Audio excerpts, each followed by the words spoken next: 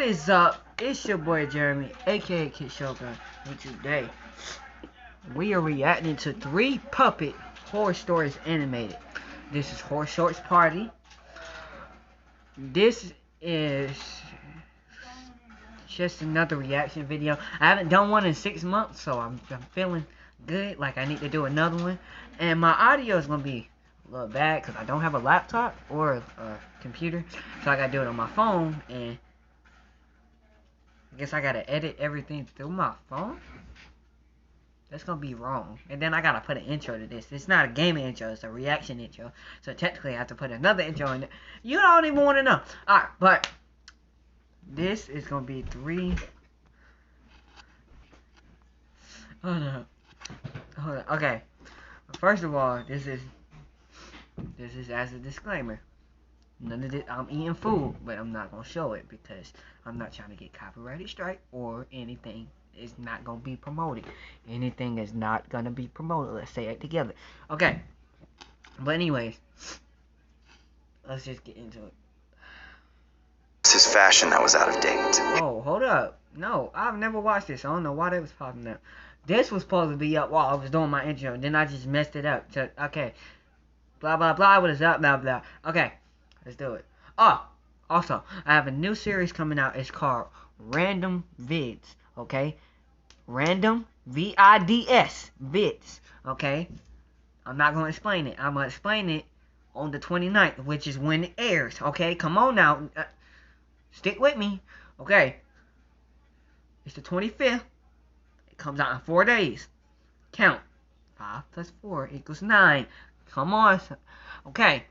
But like I said, just make this a little bigger real quick because y'all not getting the picture. It comes out on the 29th. It's the 25th. That means y'all got 4 days so I can prepare it. I gotta prepare it in 4 days. I haven't started on it yet, but when I start on it, I'm gonna post it. Okay. Make my thing smaller now. Okay. Alright. Alright, but like I said, new series, get ready. Alright, let's get into this. Home audio, by the way.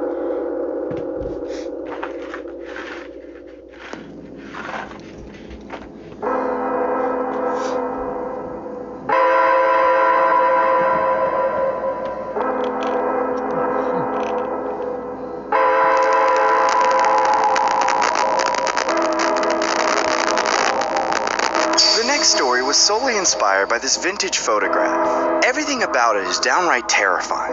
Obviously, we blurred the image because we didn't want to give the story away just yet. So please do stick around to the end for the actual photograph. After further digging around, there aren't any articles that give any context to the image, but one can only speculate, which is exactly what we did. Here's what it looked like. I met a guy at a thrift shop once. His name was George, but he wasn't really a guy. He was more of a gentleman. Though he was on the older side, I found him to be quite attractive. He had an old-timey fashion sense. His outfit and hairstyle were so old-fashioned that I never seen a person dressed like that outside of a play. This set him apart from all the other men I've known, and I like that in a man. A sense of uniqueness, a resistance to the zeitgeist, if you will. That's a word I learned from him, actually. Anyways, I'm honestly not sure what historical period he was supposedly from. Maybe the Victorian era, or just straight up medieval times. But it wasn't just his fashion that was out of date. His entire personality was a blast from the past. He didn't own a cell phone or any modern technology, and his whole way of speaking was like some sort of ancient aristocrat business. That's probably off-putting for most women, but I found it to be very charming. We chatted for what felt like a couple hours until the store was about to close. I guess we must be going soon. Will I be able to see you again? My dear, I will make any accommodation necessary to retain your company. I had my estate equipped with a telephone for just this sort of purpose. So tell me, may I ask you of your phone number? Oh, absolutely you may. Do you need some paper to take it down with? You giving him your phone number already? Is this? We just. Yeah, I'm gonna add a meme in here just so y'all can get it. Alright, but like, that's just, he out of pocket. May I ask for your number? Sure. You got some paper so I can write it down? Not a need, my lady. I have come prepared. To my amusement, he pulled a whole scribing setup out of his overcoat.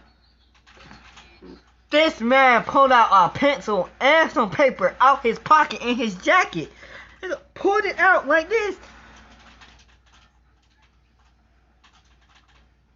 Some people you just can't trust. And my light just... First a scroll of parchment paper, then a bottle of ink, and then a feather quill. I told him my phone number while trying to keep a straight face. And then when I was finished, he packed it all up and pulled out a big metal compass. I must be heading home for the evening. 'Tis not safe to be traveling after dark. Do your best to arrive home safely, and my voice will reach you through the telephone wires before you know it. And then he was off, finding his way by compass alone. No GPS or nothing. Everything about him was strange. At first he seemed like a historical enthusiast or something.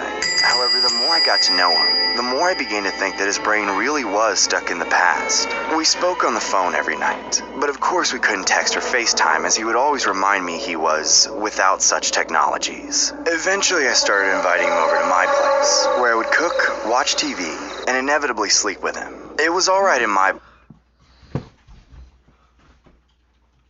What? What?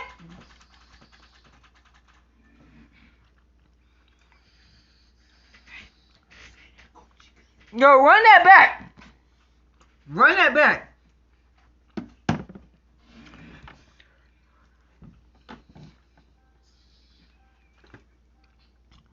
Run that back. You a what with him?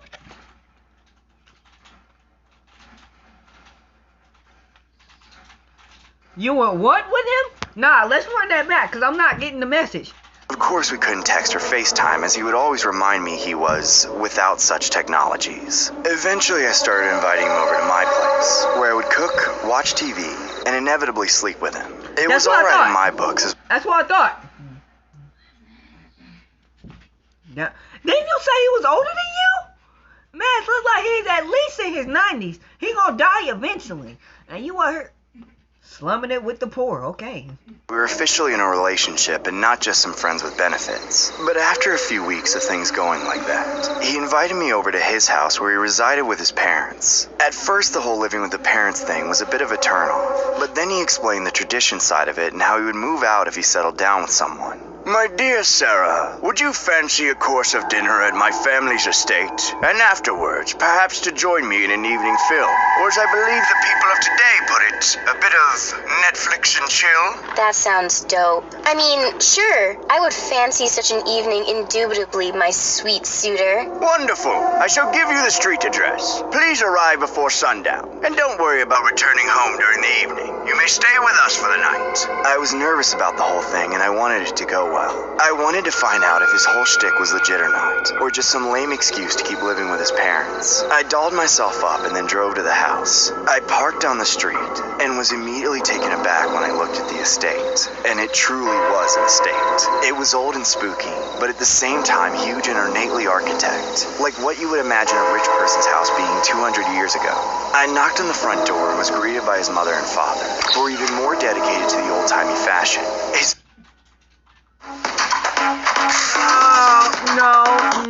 No. Dang ads. See, that's why I had to skip them, because I'm not doing it. No. His father had one of those powdered wigs like George Washington would wear, and his mother was looking me up and down curiously. Ah, so this is the lady that George has chosen to court. Splendid. You'll make an excellent wife. It will be a jolly old day to see the two of you married. Well, let's get on with it then.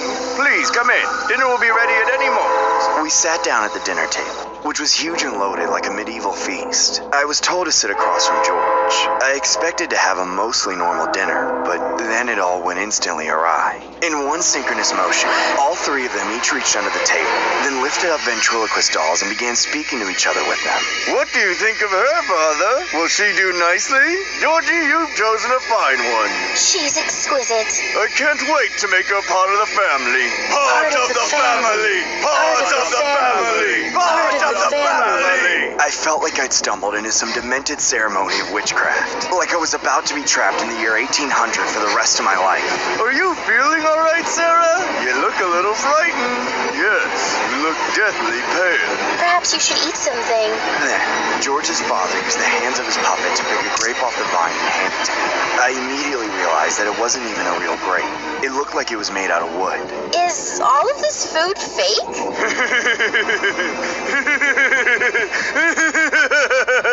I dropped the wooden grape and stood up from my chair. Please excuse me. I'm not hungry. I need a minute to steady myself. I ran as fast as I could to the bathroom and tried to get a grip. I went to splash some water on my face, but when I turned on the faucet, nothing came out of the tap. There wasn't even water in the toilet, and it was spotless, like it had never been used before. I figured they must use buckets of well water for their needs. I didn't want to offend them, so I tried to hold back my fright. When I finally came out, though, I was ready to leave. Unfortunately, George and his puppet were waiting right outside the door. My apologies, dear. We may have overwhelmed you. We can try dinner again tomorrow. Would you care to get some rest? I wanted to say no, but when I looked at the front door, his parents were standing there barricading it. I would never let somebody barricade the door and stop my escape, boy. Let me go ahead and sit down and finish this.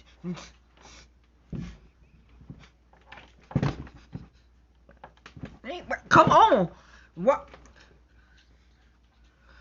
Work with me now? Okay, let's. Sure. I'm not feeling well. I think I'd just like to sleep.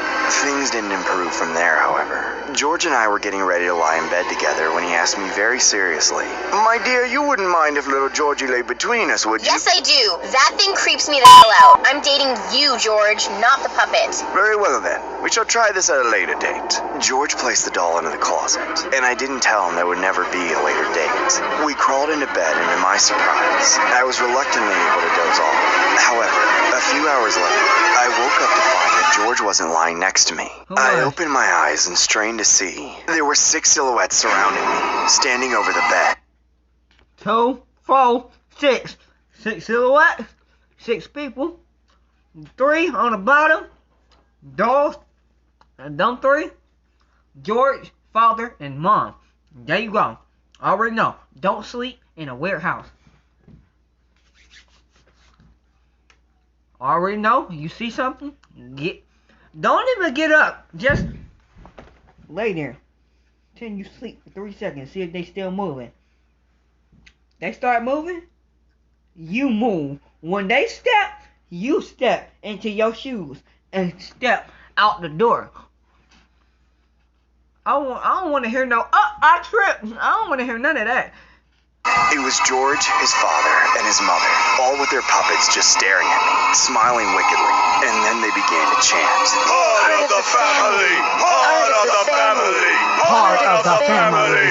I ran out of there as fast as I could, down the stairs and out the front door into the night in nothing but a nightgown. I left my phone and my keys in there, but I managed to wake up one of the neighbors and get them to call the police. I managed to get my belongings returned to me, but the cops couldn't arrest them, as they hadn't done anything strictly illegal. Then, the cops said something to me that I'll never forget.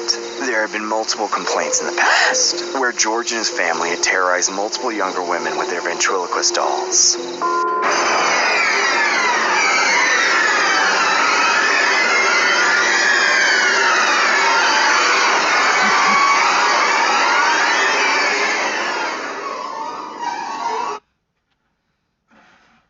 First of all, hold on.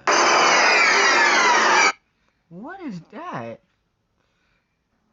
Those are 3 dolls, but where's the third person? He's probably sitting on the other side of the table.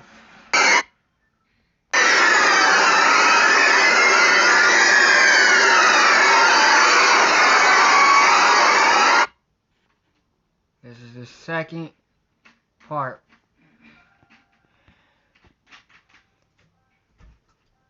Time to, do this too,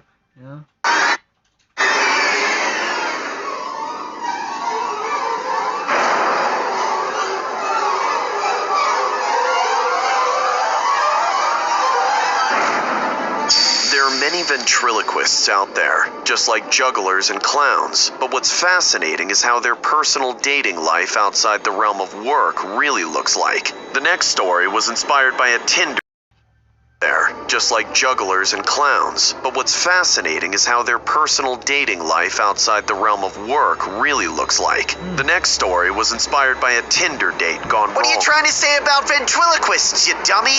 You're the dummy. If I'm a dummy, you're a dummy because you're controlling me and your hand is up my... Anyway, on to the story.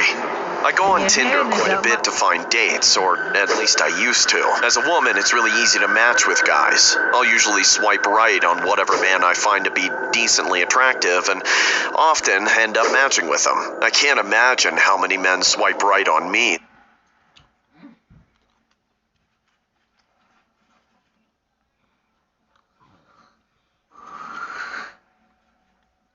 Let me guess. The man that she picks got a weird puppet fetish. Already know. You already know. It's inevitable. It's a whole search party. Come on now. The weird be happening. That I would never even give a chance. When I do end up going on dates from Tinder, they rarely warrant a second date for the same reason. Most men on Tinder are only interested in sleeping with me for my looks and leaving me as a one-night stand. Though, there was one guy that really did seem interesting. His name was Jerry. In his bio, he said he was an entertainer for a living. He didn't go into... Would you trust a face like that? I wouldn't trust a face like that. Is that the only guy that stood out to you? You serious? Oh nah. There's something wrong with you, dude. specifics, but I was preoccupied with thinking that this meant he was some kind of actor. He was one of the more handsome men on Tinder, too. After we matched, we texted for a few days. His energy was invigorating. I could tell that he had more on his mind and more going on in his life in general than just thirsting for vapid intimacy. I hope I stand out from the other guys on Tinder. I would take a bullet for you. Really? Yep.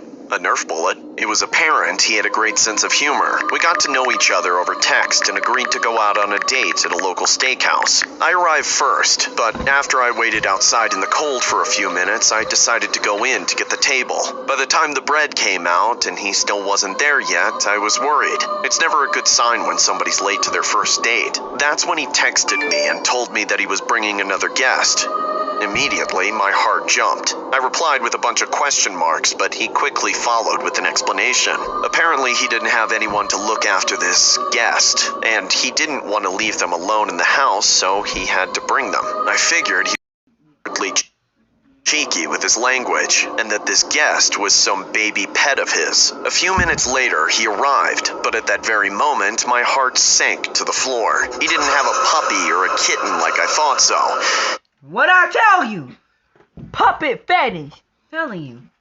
No, he had a damn doll in his hand, and a creepy one at that, like one of those demonically possessed freaks from a horror movie. And the guy acted like it was completely normal. He had a big goofy smile on his face and introduced me to it like they were friends. Hey, Josephine, it's so good to finally meet you in person. The pictures, they don't do you justice. I'm sorry that I'm late, but I couldn't leave Tom here all alone in the house by himself. Say hello, Tom. Hey, Tom! No, say hello, Josephine. Come on, we talked about this. Hello, Josephine. Boy, you must be some kind of broad, because Jerry just won't shut up about you. Now, No. talked about this. Hello, Josephine. Boy, you must be some kind of broad, because Jerry just won't shut up about you. Now, that's enough, Tom. Let's sit down. They I mean, he sat down across from me and just looked at me like a child, like I was supposed to do something to say in response to all of that. Finally, I mustered the presence of mind to ask. So, this is your extra guest? I was thinking you were gonna bring, like, I don't know, a puppy or something? Oh, Tom's not my pet. We're more like roommates. Sometimes I feel like it's his house more than mine. Some days, I watch you while you sleep every night, you dingbat. Don't make me tell the broad what you did with my mouth last night. Tom, hush! You...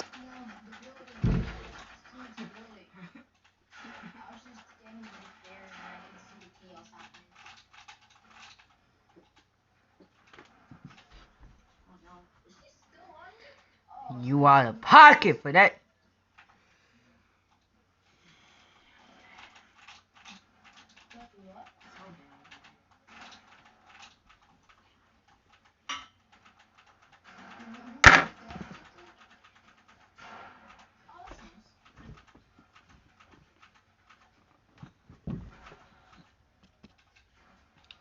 What? Run that back. Some days, I watch you while you sleep every night, you dingbat. Don't make me tell the broad what you did with my mouth last night, huh? That's what I thought he said. That serious? Is he serious? Okay. Okay, I just had to make sure. Like you. Hush, you little nutcase. I'm sorry about his behavior tonight. He doesn't get out much, so he's not very well adjusted to other people. It's like a vicious cycle, you know? I mean, he's not really alive, right? It's you who's saying all those things. You could make him behave properly if you wanted to, couldn't you? Josephine, please, don't disrespect Tom's sentience. He's his own person, just like you or I. I would have been done out of there. You just. This is my last time. I'm gonna stopping the video. I would have been up out of there. Why is she not going yet? I should have told her what you did with my mouth last night. I would have been up out of there. They're weird conversations. No. He just needs my help to get around. He's right, you know. You should really watch your mouth, little lady. Or you're gonna get a mouthful. And I ain't talking about steak, you hear me?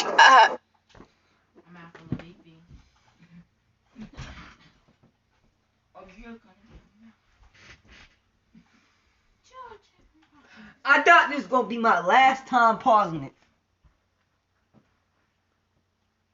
It's not. It's really not.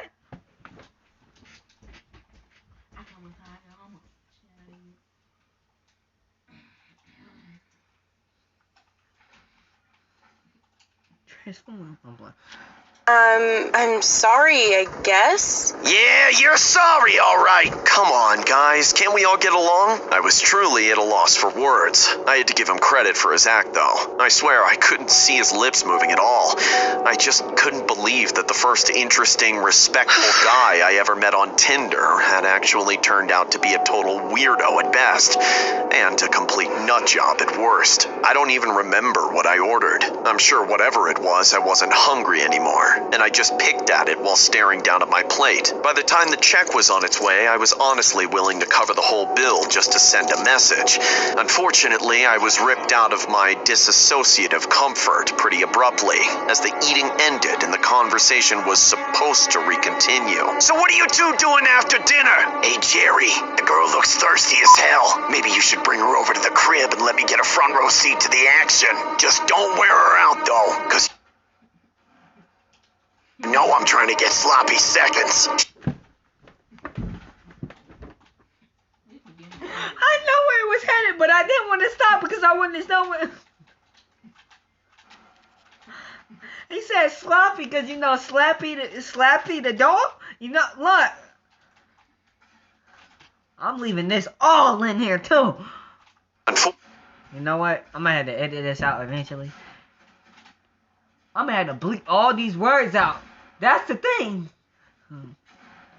Fortunately, I was ripped out of my disassociative comfort pretty abruptly, as the eating ended and the conversation was supposed to recontinue. So what are you two doing after dinner? Hey, Jerry, the girl looks thirsty as hell. Maybe you should bring her over to the crib and let me get a front row seat to the action. Just don't wear her out, though, because you know I'm trying to get sloppy seconds. Shut up, Tom! You're ruining my chances! Are you serious? Do you think I'm stupid? No, please forgive me for him. I was going to ask if you wanted to come over after dinner, but I'm pretty sure that put a bad taste in your mouth. It wouldn't taste bad if you showered. Shut up, idiot! I'm so deleting Tinder after this. And your number. Are you sure? I've heard from all the ladies that I'm a great kisser. No, thanks. Come on, Tom, back me up. Practicing on me doesn't count, you dingbat. Whoa. I was horrified and ashamed to be sitting across from them in front of a restaurant full of people as this grown man began an intense makeout session with his creepy little doll. It wasn't subtle either. They were moaning. No, he was moaning, but he would alternate between moaning as himself and moaning as the doll. I never thought I'd see the day a man drooled onto his own puppet. See, he really is a great kisser. Although he could use some Listerine after the steak he just gobbled down. Mr. Beef Breath. That's it. I'm out of here. I jumped to my feet and started to power walk out of there, but there was a whole scene developing behind me. Don't leave, please. Don't leave us, Josephine. We love you. Give us just one hug before you go. Fine. Just one hug. I knew I was going to regret it, but I did it anyway. We entered into this unholy group hug with me, him, and his stupid little doll. You're just like every other hoe on Tinder. Oh! No. Fine. Just one hug. I knew I was going to regret it, but I did it anyway. We entered into this unholy group hug with me, him, and his stupid little doll. You're just like every other hoe on Tinder. And then the doll reached over and bit me, right on the face. Of course, it was just that creep Jerry pinching me with the wooden jaws, but still, that hurt.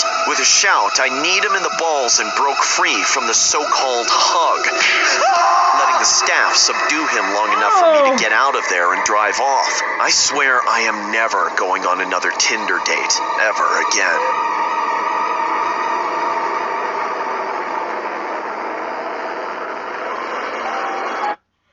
Y'all sure y'all don't? This is the last one. I'm not filming nothing after this until like another time. So let's get this straight. She had a Tinder date, right? Mm-hmm. And the Tinder date was a weirdo, right? Yes. Yeah. Yes. And dude brought A doll. a Inside doll her house. into the outhouse, the steakhouse, and proceeded to have a conversation with it, like I am him right now. Proceeded to have a conversation with it while talking to the girl he was supposed to be on a date with, Ew. while cautiously doing weird things with it at his house. Ew. That's right. And then talking about, I want seconds. Don't want sloppy seconds. Look, what? Like, nobody don't want to hear that. Exactly. I would feel so uncomfortable if somebody tell me, I want sloppy seconds. I want sloppy seconds. No. I'm leaving right then and there. I would have left as soon as they said one thing. Well, yeah, I gotta go home. I gotta take the chicken out of the freezer. I gotta go home. My mom, she on the way. I got a black mom. I gotta go. We gotta be home before the street lights come on. Before the street lights come on. Come on now. All right, let's start this third one.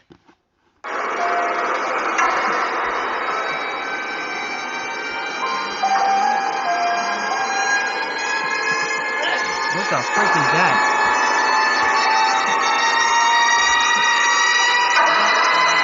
The next story was inspired by this spine-tingling footage. The video displays an old composition doll sitting on a chair while being filmed for an X amount of time. But what you'll see next will have you second-guessing any dolls lying around your home.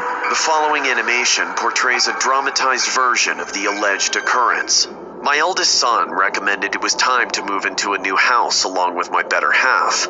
However, considering the nostalgia and sentimentality I would have to leave behind, I simply couldn't detach from decades of memories that made my life a lot sweeter. So, eventually, I decided to stay in my old house. My wife had the habit of hoarding antiques such as china sets, rare coins, vintage typewriters, old clocks, and dolls. But since there was enough space for her collection in our 2-story house, it didn't bother me. So, one day, as we entered a big antique store, the silence and musty atmosphere immediately grabbed my attention. But what made the place spookier were the paintings and statues that appeared to be watching my every move. Honey, have you ever found what you were looking for? I asked as my body began to quiver. No, dear, what's wrong? We literally just got here. Is everything all right? I hesitated, but eventually said, I know this doesn't make sense, but... Wonderful! Customers! A man wearing a shirt that said "Welcome to Hell" approached us with little to no sound in his footsteps, like he was a ghost. Excuse me, do you work here? I'm just looking around for some bisque and porcelain dolls. The man chortled without uttering a single word. His mind appeared to be elsewhere as he drew a sinister smile. I had second thoughts about taking my wife to another antique shop when all of a sudden the man said in a low, raspy tone, This way, please. We were taken to the far end of the shop, where my bedazzled wife marveled at the sight of dolls that filled the shelves left and right. Then, she was given a basket and was told to take her time. Moments later, we took the dolls to the counter, but discovered that the prices were far up the scale, impossible for us to afford. Then, the creepy man stood up and began advertising a 100-year-old doll, which appeared to be far more costly. Hence, my wife politely declined, clearly displaying a lack of interest in the 100-year-old doll. But for some odd reason, the salesman wouldn't give up. I could tell from the look on his face that he wasn't going to accept no for an answer. Hey, that's enough! My lady made it clear that she's not interested. You got that? I said, pounding my fist on the table. Zip your mouth, lover boy! This is between me and your wife. Oh. I'm sure your wife would appreciate a real man who would buy this doll for her, not some cheapskate who buys his porcelain dolls from Toys R Us. Boy, you better say something back. Seconds later, he began to perform the bizarre act of ventriloquism, resembling someone casting a terrifying spell rather than a puppeteer providing entertainment. And it wasn't even a puppet to begin with. Hey, Sal, I'll bet you $20 the lady met the mail at a nursing home. Infuriated, I said, What the hell is your problem? I've had it. We're leaving. I urged my wife to leave the dolls in the cart and convinced her to try another antique store instead. However, this only made the creep more indignant and desperate. Oh, come on. I'll lower the price for you. It's no big deal. I'll give you the lowest price there is, Grandpa. My wife and I turned our backs, ready to exit the shop when the salesman said, If cheap isn't what you want, I'll give it to you for free along with the other dolls your wife picked up. Happy now? Sheesh, someone hasn't gotten any in a while. The offer made both of us stop in our tracks. However, something was definitely fishy about this one.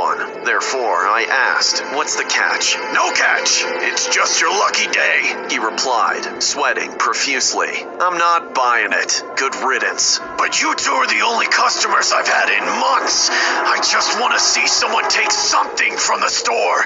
Please, just take it. I could tell that my wife was beginning to feel sorry for him, and so eventually we took the 100